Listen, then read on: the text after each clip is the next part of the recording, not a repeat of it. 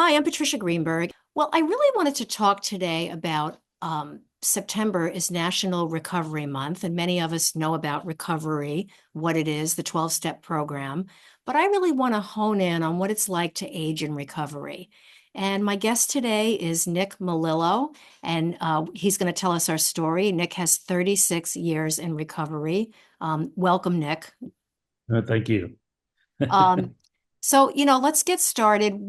Tell us, first of all, let's tell us your story, and then you could talk to us about addiction and recovery.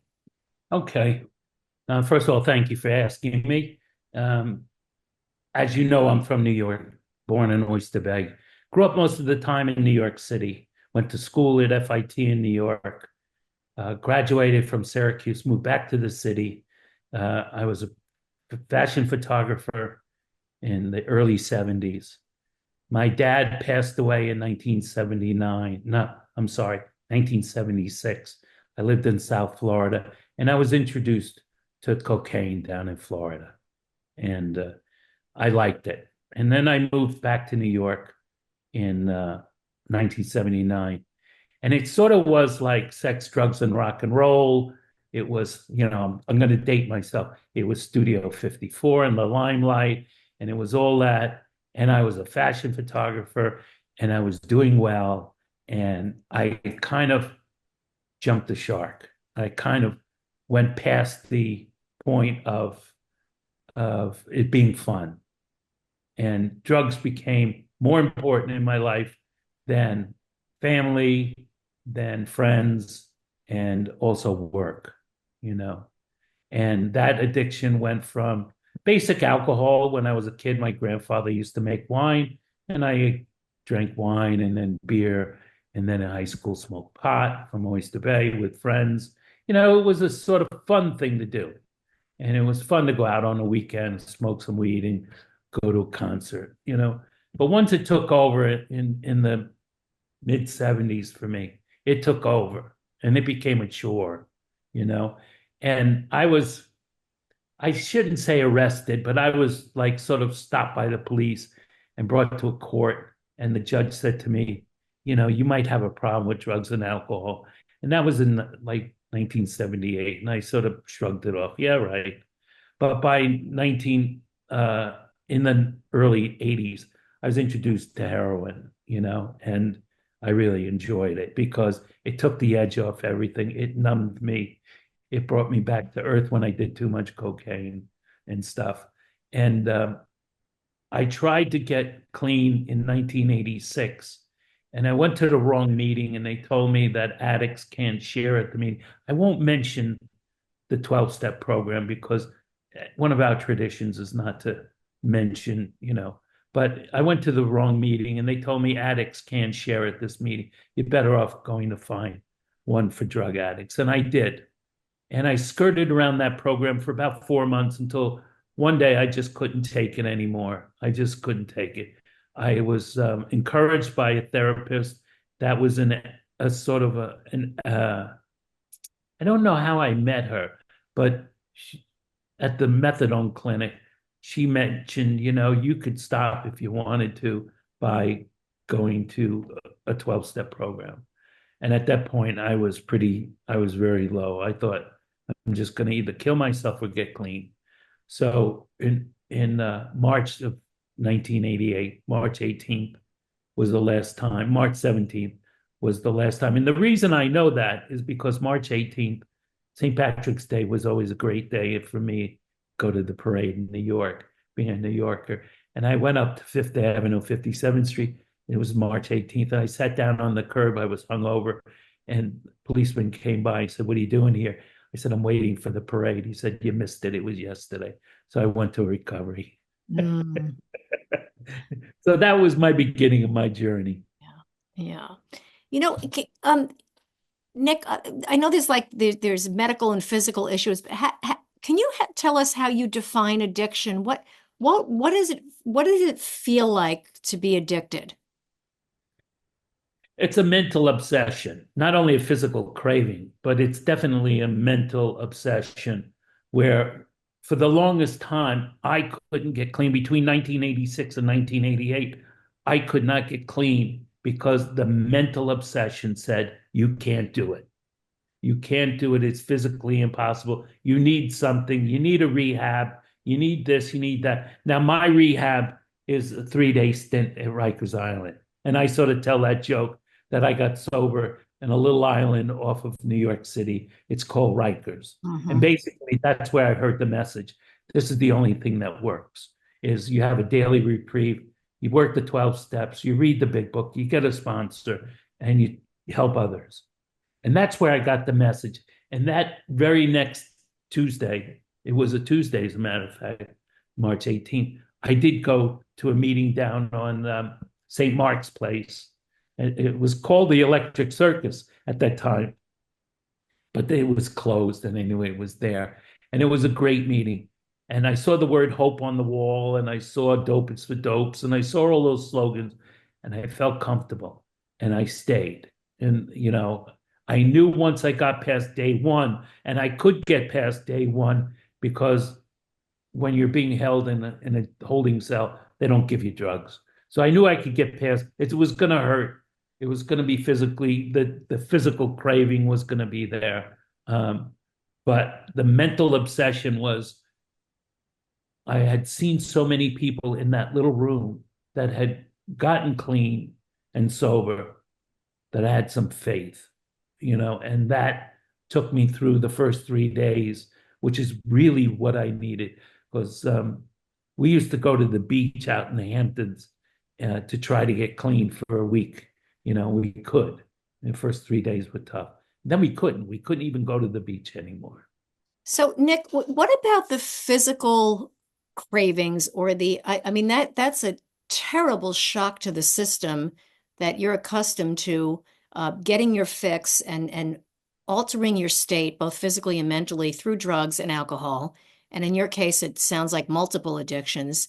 Um, is that like now we know more than we did, obviously, 30 years ago, almost 40 at this point. What about the physical changes you had to experience? It feels like the physical, the immediate one is it feels like every bone is popping out of your skin. Or they're rubbing, every bone is rubbing together, that there's nothing in between. That's the thing. Then it becomes the sleep issue. You know, I can't sleep because my body's craving it. And that we have a saying in the rooms that said, don't worry, when you're tired enough, no one's ever died from the lack of sleep. Mhm. And eventually you fall asleep. But the mental obsession of it, you know, I'm just going to go do it one more time, one more time, one more time. And that one more time has killed a lot of people in my 36 years of recovery, has killed a lot of people. Now, is there truth to what I hear is that when you relapse and go back to using from not having used, people tend to use a larger amount or use the amount they were using. So there is a tolerance level that one Yeah, goes through. Yeah. I hear and I've seen, and I just experienced with a friend that had 12 years of recovery. And he went out on something called gas station heroin. I don't know, it's called tianeptine, which I Okay. never heard of. Never heard. They sell it in head shops. And he was locked in a hotel for 3 days. And I finally got him to come out and go to a recovery center. And he told me it was the worst relapse he ever had. And he's relapsed twice before. So I hear it in the rooms. I haven't experienced it, but I know that it does happen. It becomes immensely, and that's why people overdose. Their bodies are used to a certain amount, and they go past the thing, and they pass away. So this is happening to you in the 80s, and now we're in 2024, so it's a long time ago. How I want to ask you about how in the early years and now in the later years, I know it's a way of life for you, thank God that this is your way of life now, but what helped you sustain your recovery? What helped you hang on? Because I would imagine it. in everybody's lives, no matter how wonderful it is, there's stuff that triggers you to fall back down that path again, or you don't feel good about yourself, or a relationship doesn't work, or you lose a family member. Things happen that cause you to want to relapse. Well, first of all, I can remember what it felt like to get clean. And sober. I can remember the feeling. Like they always tell you, remember your last day, you know. Um, and then how I did it was the first 10 years I sort of was on a sobriety high. I was clean, I was sober. I left New York City and moved to Hong Kong. I got a sponsor there that taught me about this. When I got back to LA in 10 years, coming off a giant, sort of a giant, I had a big career in Hong Kong as a professional director. When I moved, a film director, when I moved to LA, I was nothing, because this is the home of film and everything. I didn't know anybody. I didn't, and to tell you the truth, I thought about killing myself, Mhm. because I didn't want to drink or use, but I felt like killing myself. And I actually thought about it to the point where I broke down and cried and said, I need to get help. And then I got a wonderful sponsor that was in my business and, worked the steps, went to meetings and helped others. That's the key to sobriety is helping people. My story with helping homeless get Yes. apartments and stuff. So that's the key. Get out of yourself. Forget about yourself. You're not that important. Big deal. I could be a big film director one day. The next day I could be in jail because I drank a beer and threw it through a window. Big deal. We all have those problems. But I think what kept me sober was A, I was scared of the disease. B, I had a faith in a God higher than me that could keep me sober. I had made friends in the program that we relied on each other. Even it was to say hello and how are you? That's the key. And then help people that can't get this because I think 1 out of 10 people get this program and the rest die. Oh, really? Oh, it only takes a 1 out of 10 that the program actually takes. Nick, can you take a minute to just tell us about how the program works a little bit? Like that there's the 12 steps, there's the book, there's sponsors. Just give us a little bit of an overview of how it's Um, structured. it's structured very simple. They always say it's a simple program for complicated people. Oh, You know, we go to meetings.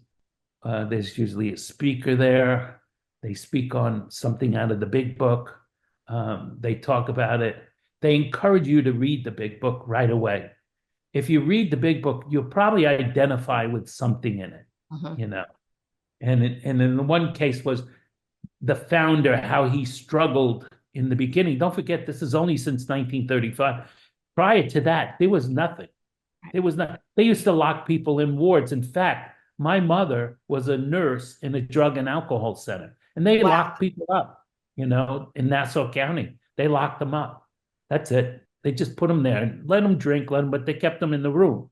And if you read about, and you have half a brain, and have anyone read to you about the struggles that the first person had, you can identify with, you know. And then if you keep reading, the book is brilliant, even though it's written in 35 and it's sort of male oriented and stuff like that. There's so much detail in the feeling that you feel like, that there's so many things that apply to you, especially, did I lie? Did I cheat? Did I steal? You know, did I do something wrong to someone today? Did I help others? There's all those things. And with that, and by going to meetings, you hear the struggles people have, and then everybody shares their struggles and talks about, what they're going through. Some people are very real. I mean, some people are very real in the meetings and they're going through a very tough time. And, when you hear that, You either say, thank God that's not me, Mhm. or I know what you're feeling like. I've been through it, And I think when you have that kind of knowledge or that kind of feeling, you want to stay sober. You want to stay clean. Plus, the other thing now, Patricia, is the drugs out there aren't safe. Oh, no, no, no. It's very scary what we're You hearing. know. Nick, I want to ask you, one of the big things in the program, like you mentioned, is service and helping others. Tell me how that helps you. Okay, recently I had what we call a newcomer call me, right? And he said, I'd like you to sponsor me. And I said, okay, here's the rules. You call me every day at 9 o'clock and we'll go through the book. Well, sure enough, he called me the first day at 9:05, the second day at 9:30, the third day at 10:45, and never heard from him before. So to answer your question by helping others, he helped me because I realized he went back out. Yeah. He's probably drinking again, and I don't want that. So what do? I call my sponsor. I talk to him. I even ask my sponsor, is he doing good? Do you need anything? By caring, sharing and caring is to me the most important thing. Do you have a hard time being this many years sober and listening to other people? Do you lose your patience? Do you feel I don't want to listen to Sometimes. this person or I can't take another thing on? Because I know sometimes that we get depleted and exhausted, listening to other people's problems. You know, sometimes you do. You hear about a person that, he has 3 days and then a week later he has 2 days. He's gone out and he's the same. And in New York, they used to tell you, stick the cotton in your mouth and take it out of your ears. In other words, shut the fuck up. Yeah. They don't use that term so much here. Yeah. Yeah. But sometimes you just have to pull that person aside at the end of the meeting and say to them, you know what? Let me give you some advice. By you getting on the pity pot, the only thing you do is get a ring around your butt, and all you're doing is being on the pity pot. Get off it, help somebody else. You'll find a new freedom. Yeah, Amazing. but you do get aggravated in meetings. There's no doubt about it. Nick, what do you do now?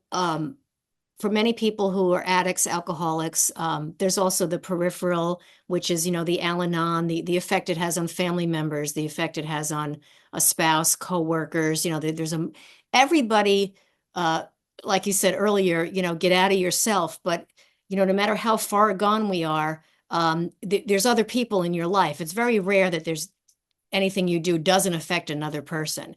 So how do you manage that? Like now we're going to talk a little bit more about me, letting new people into your life. How do you handle that? But how did you handle your immediate family when you were getting sober? Well, my mom didn't believe me, Had when she I given told up on you? Had she felt like you were a lost cause or? he was there, but I had told my mom in the late 70s that I was an addict, you know, and she didn't believe me. Addicts live in the gully, live in the Right, ditch, right. this, that, and the other. And then by 1988, I told her I was clean and sober, and I was just moving to Hong Kong. And there was some distrust there. There was Hmm. a lot of distrust. And then I had to start making amends to her, and I what did what was called, I had stolen a lot of money from her, $20 out of her purse here and there. And I've never taken her jewelry or sold. I mean, you hear all these stories Yes. where people are selling their jewelry, the silverware I never done that. But I know I mentally hurt her, you Yeah. know? And so I made it a point to call her every day. Every day I would call her. And some days she'd just say, what do you want? And hang up the phone. Hmm. So that was one thing. My brother and I, In fact, over the weekend, this weekend, I said to him, you know, Jim, if I owe you any amends, I'm sorry I haven't made it, you Hmm. know. And I've gotten a relationship with my brother over the last 10 years, 8 years, to realize we're the last two left out of this big Italian family. So I better be either I could be angry or I could be happy. I'd rather choose happy, you know, because both emotions you choose, you know. So with him, you know, again, my mom died. I was sober. When my mom died, I was clean, and I was prepared for it. I watched her, you know, slowly, and I accepted. A lot of the key to life is acceptance, Yes. you know, Yeah. and I accepted the fact she was getting old, and I accepted the fact that, you know, she's going to pass. And my brother had a harder time with it, you know. I tried to go to Al-Anon to deal with it when I was married. You're right, and I couldn't understand it, or I couldn't, you know, I just didn't. It didn't grasp me, you know, because I was kind, loving in a relationship, you know, and I did as best as I can. You know, I was married 33 years.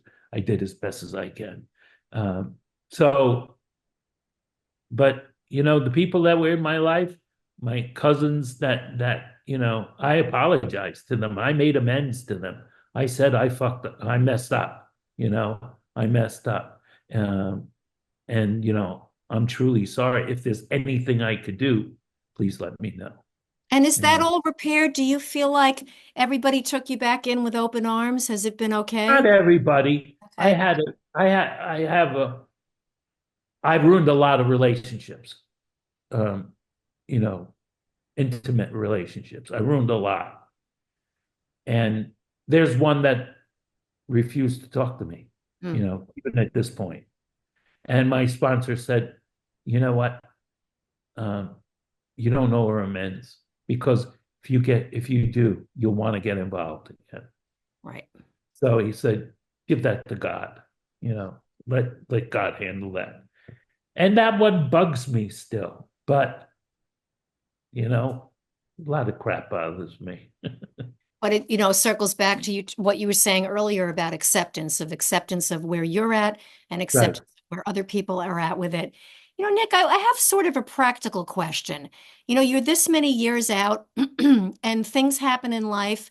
What do you do when you need medication or you need a procedure? I'm sure that there's a lot of anxiety surrounding that.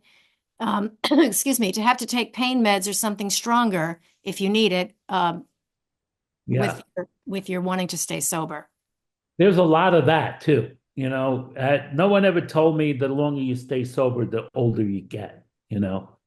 Yeah. So I was in my mid 30s. So now, you know, the cat's out of the bag. I'm 72. And there are problems. I had a knee operation. And what I've done is prepared myself and told the doctor that I am an addict. I'm a drug addict. No matter what, don't give me a refill. Okay. And no matter what, I'm going to take, here's what I'm going to do. You're going to give me a jar of whatever you're going to give me. I'm going to take 4 pills. That's it. And the rest is going to be aspirins, you know? And my knee operation, I took, you know, one to go to sleep and the next 2 days, one, and that was it, then aspirins. But yes, that's a concern because there are a lot of other people that have hip replacements. And it's dangerous. It's a dangerous world, you know, with opiates, especially to addicts. You know, it's a dangerous world.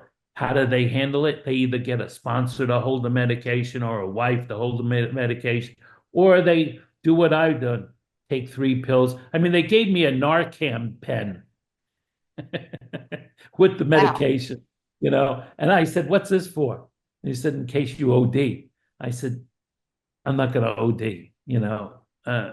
4 pills, I'm not going to OD." So, but it's a concern. You hear about it in the rooms a lot. You know, I'm going for surgery. I'm having a shoulder repaired. I'm having painful surgery. you know, is there anyone here that's willing to help me because my sponsor's unavailable or stuff like that? But yeah, but that is a concern. That's very much my concern, you know. So that, brings me to the next thing I wanted to discuss is your healing process is lifelong. Every morning you wake up, and I hope to think that all of us, this is my optimism, is that I wake up every day and I'm glad I woke up and I know the sun's going to come out and, I'm happy to have an extra day. I feel very strongly also that, every morning when you get up is an opportunity to start all over again, to start anew. Every single day of your life, gives you that opening to say anything I've done before, I can change, I can apologize, and I can just move forward and do good things. So, how has that process for you been now, all these years later? Do you still feel the same? Um, do you have the strength and the fortitude now to say, well, that was 30 years ago?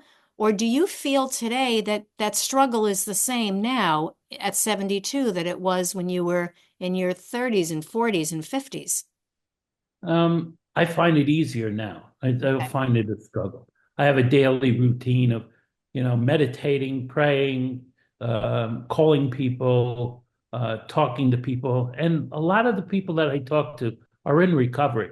So when Mhm. I say, like yesterday, I woke up frazzled. I don't know why. I just woke up, and I went to a meeting, and there were like three other people frazzled. So I figured it must be National Frazzle Day, and I sort of let it go. And I was with people all day, and then last night I slept really well. So I think that part of my spiritual growth and part of my daily routine, it's very important to me that I make sure when I wake up that I know I just slept, but I still need to meditate. I still need to get in touch with my God. I still need to call people, and I still need to have a positive outlook on life. People that give up become very sad, and it's very sad for me to watch that. So I sort of try to get them out of it by shaking them. Come on, let's do something. Right. All right. You And know, like you said earlier, that the taking action, giving back, helping another person is priceless in your recovery and helping one feel like they have sense of purpose. It always comes back to having that sense of purpose. Nick, is it difficult? Now you're on the national stage because this show airs nationally, and you're telling me your story. In full disclosure, Nick and I are friends before we got on the air, and that's why I asked him specifically to come on. But is it difficult to share your story with a new friend or a romantic interest? Do you only seek out sober people no, for dating? I have on my profile it says sober. You Okay. know, so now sometimes people don't see it. you know. And I went on a coffee date in Santa Monica at an expensive coffee place, like $12 coffee place. Mhm. And before we sat down, I don't know how the conversation came up, and she said, "Do you drink whiskey?" And I don't know how this came up. And I said, "No, I'm sober. I don't." And she got up and left and said, "I have a fine whiskey collection, and I'm not dating somebody." And I said, "Well, how about the $12 for coffee?" You know, Oh, she just that's left. adorable. I mean, she just left. But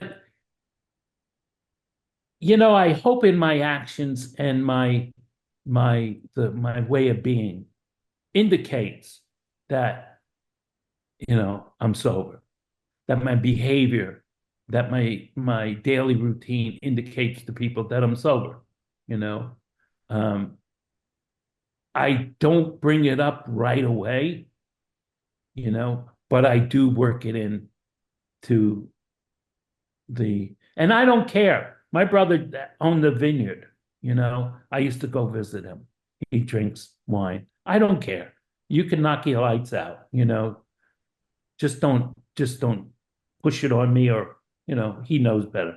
But yeah, I never forget I was on an airplane once and flying from Hong Kong back home to New York, and there was a British guy sitting next to me, and he said, "You want to drink?" And we were flying business class. He said, "They're free." And I said, "No, I don't want to drink." He had like two or three. "Why don't you have a drink?" I said, I don't drink. He had like two more, and he said, for bloody hell, why don't you drink? I said, because if I had one drink, I'll be up there trying to fly this plane. So it's better off I don't, you know. I don't tell people I'm sober. I just kind of make a joke Yes, of it. yes, yeah, yeah. You weave it into the conversation in a way that's Yeah, palatable, understandable, and funny, funny right. as well. Um, so that was my other thing about, how do you, what about sustaining relationships? I think you sort of answered it, with people who enable the using. So, your brother owned a vineyard, but I'm sure he's a responsible drinker. But I know there's plenty of people who say, oh, that's ridiculous. You can just have a little, you can just have one. It's been so many years. How do you handle that? I avoid it. Yeah. I tell them no. That's my decision. I've been at dinner parties where, they've poured me a glass of Yeah. wine and Mhm. I just say, no, thank you. No, you can have one. No, thank you. You know, I again, I don't get angry. I just say, look, you're ignorant about the disease, which many people are. You're ignorant about the disease, and that's your choice. I know people that have gone to $100,000 a month rehabs and sit that dinner table and pick up that drink. So it's just you got to be aware that you have a disease like cancer or whatever, that the first drink might be the killer one.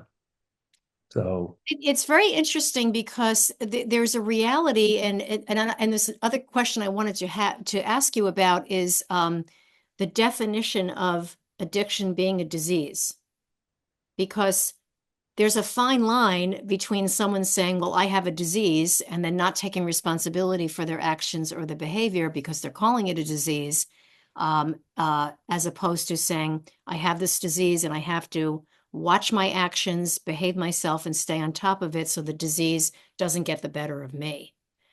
Um, so, medically, it's defined as a disease. right. I mean, if you have a peanut allergy, you're not going to eat peanuts, Right. or you are. Um, to me, it's a disease. The medical profession defines it as a disease since I don't know when, but it has.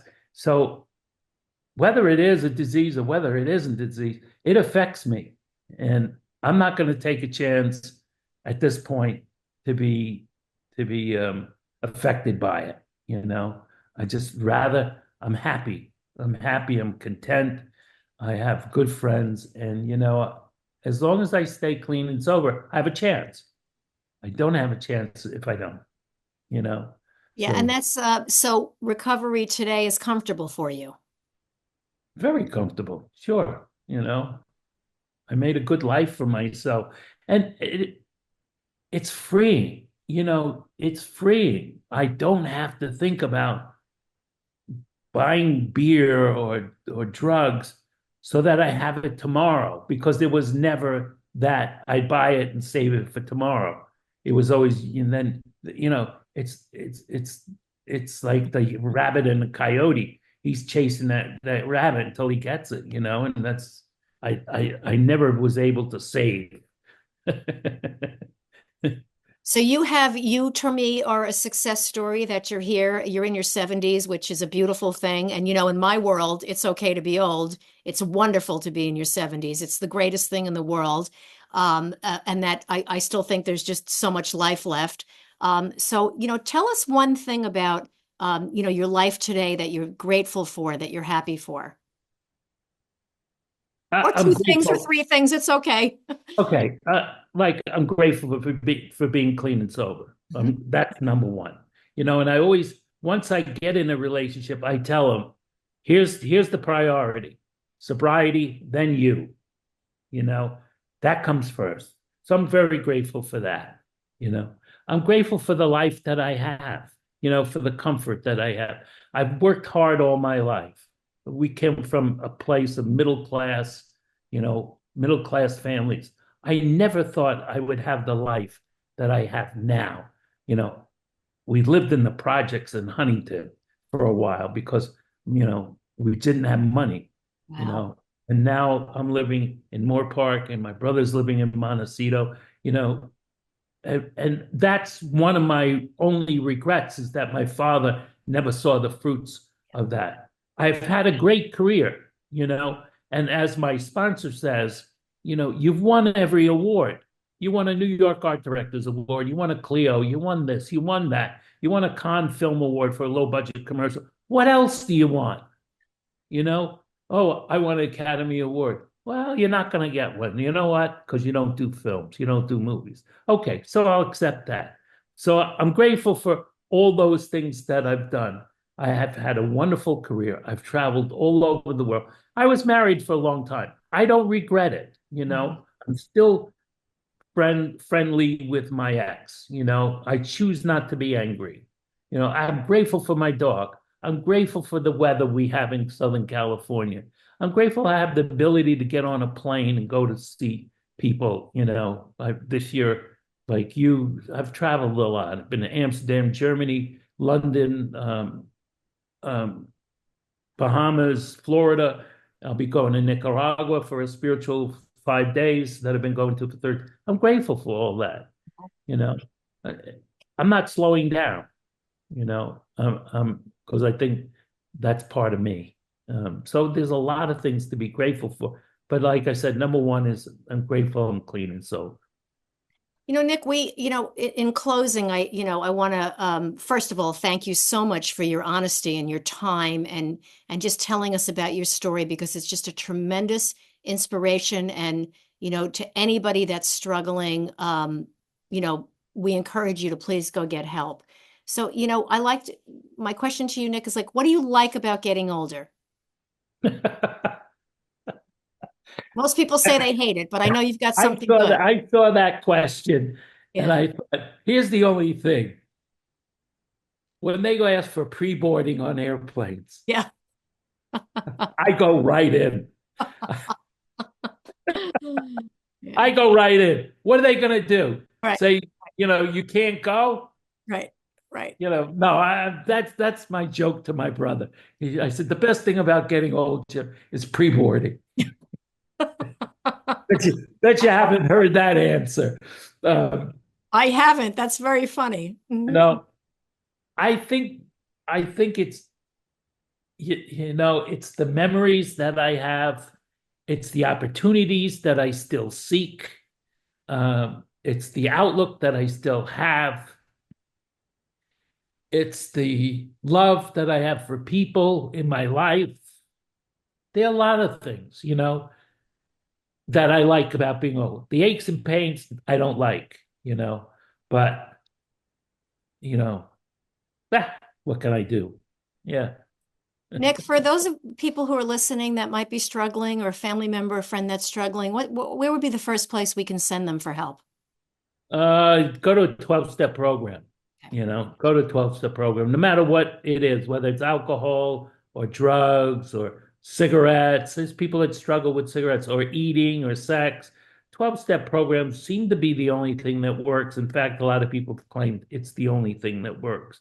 So get on the phone. There's 800 numbers for all the addiction recovery, you Mhm. know. Um, and there's a lot of free stuff out there. Don't feel like you need a ton of money. A big book is $12 and we'll give it to you, you Yeah. know.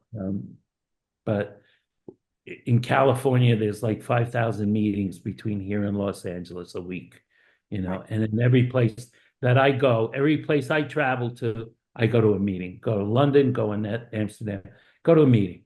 You Yeah. never know who you're going to meet on the Yeah. road to Yeah. destiny. Yeah. Yeah, Thank you. Thank you again, Nick, so much for your you're honesty and welcome. help. And to me, this is again more service to others. I really appreciate it. No, thank you. And You I have a want to great thank all of you who are listening. I'm Patricia Greenberg, and for more shows on aging well, please subscribe to this channel. And for more information, feedback, and topic ideas, you can contact me at patriciagreenberg.com. Stay well and stay safe.